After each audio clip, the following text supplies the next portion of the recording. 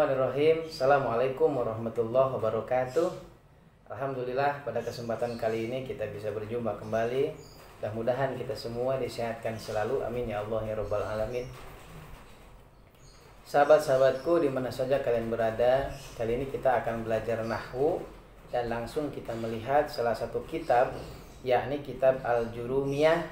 Jadi teman-teman bisa memegang kitab Al-Jurumiyah, atau yang kali ini yang saya pegang yakni kitab Al-Mumti karya Abu Anas Malik bin Salim bin Mator Al-Mahdari. Teman-teman bisa megang kitab Al-Jurumiyah atau kitab Al-Mumti, itu sama saja ya. Langsung saja kita akan membahas ya nahwu dan langsung melihat rujukannya pada kitab Al-Jurumiyah ya. Nah, teman-temanku di mana saja kalian berada, kenapa kita mesti belajar nahwu ya? Karena nahwu itu merupakan salah satu bagian dari qawaid dalam bahasa Arab. Al-Qur'an yang selama ini kita baca dan kita kaji ya, kita pelajari, dan kitab-kitab yang berkaitan dengan keislaman itu bukan ternyata lagi, bahkan ditulis dengan bahasa Arab. Nah, untuk memahami bahasa Arab tersebut ya, kita dituntut untuk mengetahui apa itu qawaid dalam bahasa Arab. Sebetulnya untuk memahami Al-Qur'an atau kitab-kitab yang tertulis dengan bahasa Arab, itu kita mesti bisa nahwu, kita mesti bisa shorof, bahkan kita mesti bisa balaghah, ma'ani, dan lain sebagainya. Ya, karena yang barusan saya sebutkan itu merupakan alat untuk memahami Al-Qur'an dan kitab-kitab yang tertulis oleh bahasa Arab. Nah, sahabat-sahabatku semuanya, kita langsung saja mengkaji kitab Al-Jurumiyah. Pembahasan pertama dalam kitab Al-Jurumiyah ini adalah seputar bab kalam. Baik, kita langsung saja lihat kitabnya. Bismillahirrahmanirrahim. Qala musannif rahimahullahu ta'ala, al-kalamu huwa al-lafzul murakkabul mufidu bil wad'i.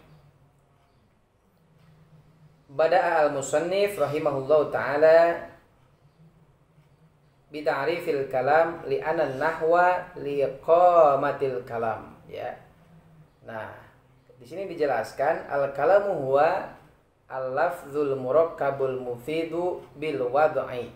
Musannif menyatakan bahwa yang dinamakan kalam itu adalah al-murakkabu. Al-kalamu huwa al-lafzul murakkabu, lafaz yang tersusun, al-mufidu kemudian memberikan faidah, bil wad'i yang tertulis dengan bahasa Arab. Teman-temanku semuanya, dalam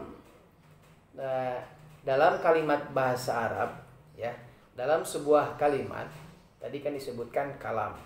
Jadi dalam kalimat bahasa Arab itu, apa yang dinamakan kalimat adalah sebuah lafaz yang tersusun ya, kemudian memberikan faidah, artinya memberikan pemahaman. Dengan adanya kalam tersebut, oh, kita faham apa yang ditulis di dalamnya. Namun catatan, yang disebut dengan kalam bil wad'i tertulis dengan bahasa Arab. Jadi dalam bahasa Arab itu ada yang dinamakan dengan kalimat, ada juga kata. Kalimat itu tersusun dari kata, kemudian kata tersusun dari huruf. Nah, untuk menjadikan kalimat itu ternyata tidak hanya satu kata saja. Ya, syaratnya kata tersusun, kemudian memberikan faidah dan ditulis dengan bahasa Arab. Ini namanya kalam. Dan rasa-rasanya ini sama saja dengan bahasa Indonesia. Susunan huruf itu namanya kata, susunan kata namanya kalimat. Nah, dalam bahasa Arab huruf itu disebut dengan al-harfu ya. Kemudian yang disebut dengan kata dalam bahasa Arab itu al-lafzu atau al-kalimah ya. Kemudian yang disebut dengan kalimat dalam bahasa Arab itu kalam atau jumlah. Nah, bab yang pertama dalam kitab Al-Jurumiyah ini, kita dikenalkan dengan apa itu kalam. Nah, barusan musannif menyampaikan bahwa yang dinamakan kalam itu adalah al-lafzul murakkabul mufidu bil wad'i. Fala budda ayajtami'a fil kalami arba'atu umurin. Nah, musannif menyampaikan bahwa Dalam sebuah kalam itu harus terkumpul 4 syarat. Yang pertama, ahaduhuma ayakuna lafdzon. Yang dinamakan kalam itu harus ada lafadz di dalamnya. Ya. Apa itu lafadz? Lafadz itu adalah sautan mustamilan ala ba'dil hurufil hijaiyah. Tuh ya. Yang dinamakan dengan lafadz itu adalah sebuah suara, ya, atau susunan dari huruf-huruf. Misal M, E, J sama A, jadinya meja. Ada suara meja. Kata meja tersebut terdengar oleh telinga kita. Meja, dan kata meja tersebut itu tersusun dari beberapa huruf M, E, J sama A. Nah, itu namanya lafadz. Jadi syarat pertama harus menjadi kalam itu adalah adanya kata. Ya, adanya lafadz. Oke, selanjutnya nomor 2, atsani ayyakuna murakkaban. Yang kedua, syarat menjadi kalam itu harus murakkaban, artinya tersusun. Contoh, saya menulis di atas meja. Saya kemudian menulis 2 di atas 3 meja, 4. Tersusun dari 4 kata. Saya menulis di atas meja, itu namanya kalam. Ya, ini yang kedua. Yang pertama tadi apa? Yang pertama harus dengan lafadz, harus ada lafadz, ya, harus ada kata. Ya, tidak akan mungkin menjadi sebuah kalam kalau seandainya tidak ada kata. Nah, yang kedua harus apa? Harus murakkaban, artinya harus tersusun. Entah itu 2, 3 atau 4 bahkan lebih, ya.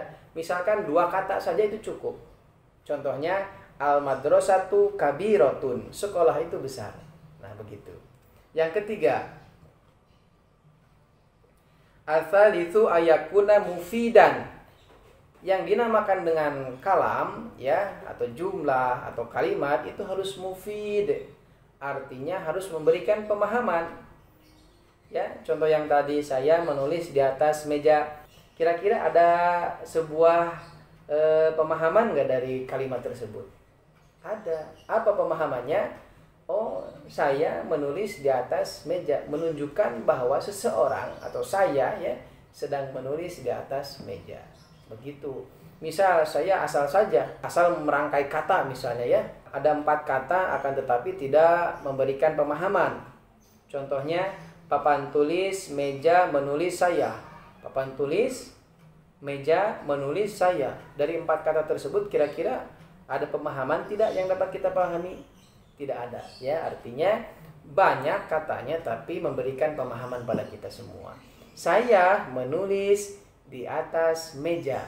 Ahmad membaca buku. Oh, si Ahmad membaca buku. Ini ada pemahaman buat kita, ya.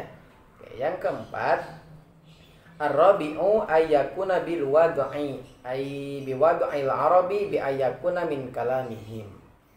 Jadi yang dinamakan dengan kalam itu, ya, harus tersusun dari kata bahasa Arab, ya. Kalimat dalam bahasa Indonesia itu disusun dari bahasa Indonesia. Nah, sedangkan kalam tersusun dari bahasa Arab. Jadi 4 syarat yang ada dalam kalam. Yang pertama itu harus adanya lafadz, ya.